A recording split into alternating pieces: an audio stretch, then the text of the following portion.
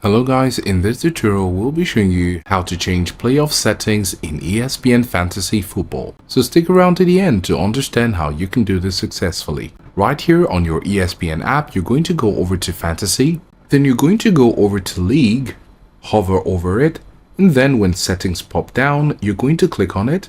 And then the next thing you need to do is to scroll over to the bottom of the page. And then down at the bottom right here, you can see Playoff Bracket Setup. Click on Edit, and here you will see the different settings which you can change here on your ESPN Fantasy Football. You can see the regular season setup and also the playoff bracket setup. And then you can make changes to the playoff teams, the weeks in round 1, the playoff seeding tiebreaker, and these other settings depending on what you want.